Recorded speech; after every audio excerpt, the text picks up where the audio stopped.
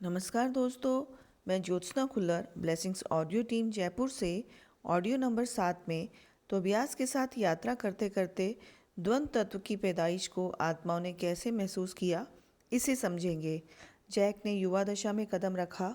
जल्दी ही वह राज्य का अधिपति होने वाला है, यह बात उसे पता थी।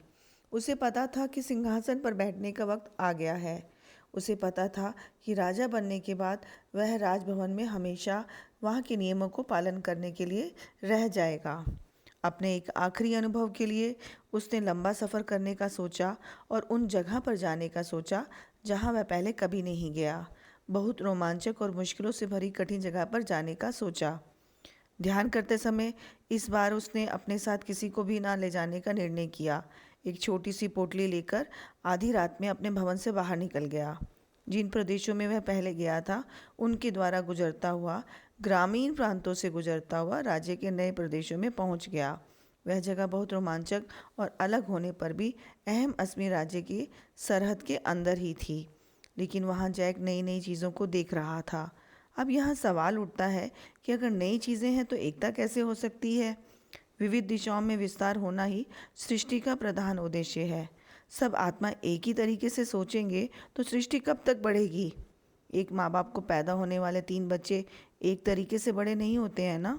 हर कोई अलग अलग कोण में विकसित होता है, यानी कि अलग एंगल से उसका विकास होता है। ठीक इसी तरह पहली सृष्टि में आत्माओं ने विविध रूप से सृष्टि बनाई, जिसके बारे में विश्लेषण करते समय नई चीज़ों का निर्माण किया और सृष्टि ने एक कदम और आगे बढ़ाया। अब हम तेजो तत्व के बारे में समझते हैं। कंपन का स्तर कम होकर तेजो तत्व का निर्माण हुआ। ऐसे कांति का स्तर कम होने पर एक रूप का निर्माण हुआ। यह कांति, यह रोशनी वह नहीं जैसे हम अपनी भौतिक आंखों से देखते हैं। बेहतर कंपन द्वारा पैदा होने वाली एक कांति है। इस कांति के निर्माण को हम द ग्रेट सेंट्रल सन या महातेजो केंद्र या सूर्य केंद्र के नाम से भी बुलाते हैं। तेजो तत्व में रहने वाला भगवान ही महातेजो केंद्र है। तेजो तत्व के निर्माण के बाद वायु तत्व में रहने वाली आत्माओं ने कांति के शरीर को पाया। उसके कंपन की तेजी कम होकर कांति का शरीर तैयार हुआ। कांति शरीर का मतलब रोशनी वाला, एक सर, 2 पैर, 2 हाथ वाली कल्पना नहीं है।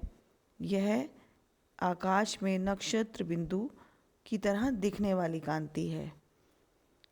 ठीक उसी तरह का कांति बिंदु जिस स्तर पर आत्मा होती है। आत्मा एक कांति बिंदु के रूप में धरती पर आने से पहले रहती है। जैक पहली सृष्टि के किनारों पर विकास करते हुए अनुभवों को पा रहा था। यह उसके लिए बहुत कठिन था, क्योंकि वननेस में ना तो खुशी है और ना कष्ट की भावना। धीरे धीरे द्वंद्व तत्व शुरू हो चुका था।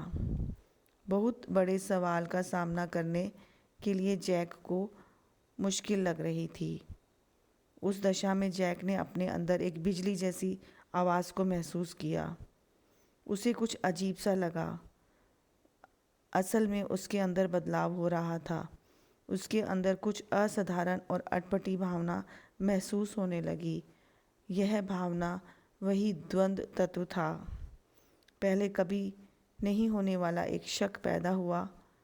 उसे लगता था कि स्पिरिट से अब वननेस दूर हो चुकी है।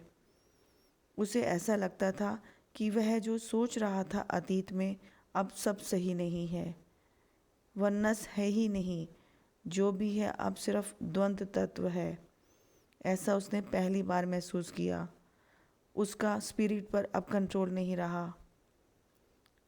उसे लगता था कि एक स्पिरिट और वो एक ही है, लेकिन अब उस स्पिरिट में भी ड्युअलिटी, द्वंद्व तत्व की भावना पैदा हुई।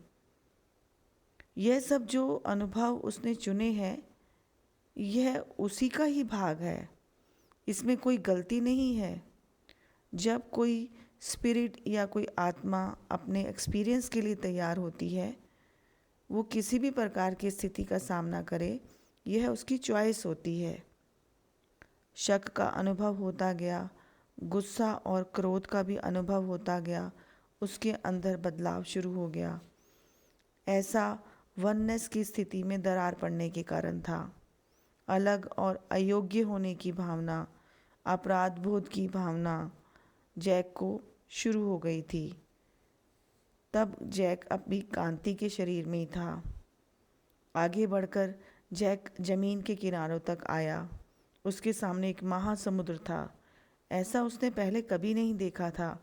अपने राज्य की कहानियों में महासमुद्र के बारे में सुना था, जमीन के अंत होने की जगह के बारे में भी सुना था, और यह भी सुना था कि उसको पार नहीं करना चाहिए। वहाँ जाना कोई होशियार काम नहीं है। उस वननेस के समाज में किसी को यह समझ आया होगा कि इसे पार करना कोई अच्छा काम नहीं है, बहुत मुश्किल काम है। फर्स्ट डायमेंशन को समझने के बाद, आगे उसे पार करने के बाद नेक्स्ट डायमेंशन में जाना एक अलग विचार है। यानी कि उस विचार के बारे में किसी और व्यक्ति को भी आया और उसने यह समझा कि यह गलत है, मुश्किल काम है, ऐसा उसने सबको बताया। लेकिन जैक ने उस द्वंद तत्व को महसूस करने का निर्णय किया। अब हमें ये समझना है कि आपके मूल में बदलाव सिर्फ आत्माओं के चाहने पर ही आता है। यानी कि हर आत्मा अपनी चॉइस के हिसाब से ही अपने अनुभवों को लेने का निर्णय करती है। परमात्मा अपने आप सृष्टि के लोगों को गिफ्ट के रूप में ये नहीं देता है। जैक सोचता रहा कि उसे वहाँ जाना चाहिए या नहीं जाना चाहिए, उसे समुद्र के ऊपर से सफ़र करके आगे बढ़ना है या पीछे पलटकर वननेस की स्थिति में चला जाए। ऐसा वह सोचता रहा। उसने सोचा कि अगर वह घर वापस भी लौटेगा तो उसका मन स्थिर नहीं होगा, वह बेचैन रहेगा। इसलिए उसने दूसरे दिन छोटी सी नाव तैयार करना शुरू किया। यहाँ पर नाव तैयार करने से मतलब जिस तरह की एनर्जी वहाँ पर चाहिए थी, उसको पार करने के लिए चाहिए थी, उस एनर्जी को उसने तैयार कर लिया। उसने सोचा कि मैं जिस जगह पर जा रहा हूँ, क्या मुझे नहीं जाना चाहिए? क्या मैं पवित्र नियम को तोड़ रहा हूँ? यह सब सोचकर पेट में दर्द होने पर भी समुद्र के सफ़र पर रवाना हुआ। समुद्र पर रवाना होते हुए एक नई तरह की एनर्जी को महसूस कर रहा था। बहुत दिनों तक उसने सफ़र किया, सब कुछ ठीक लगा, लेकिन जैक के मन में कहीं कुछ तकलीफ़ थी और वो तकलीफ़ ज़्यादा हो गई। उसे लगा अब कुछ होने वाला है। ऐसा कह सकते हैं कि कुछ भी नहीं होने की वजह से जैक को शायद बोरिंग महसूस होने लगा।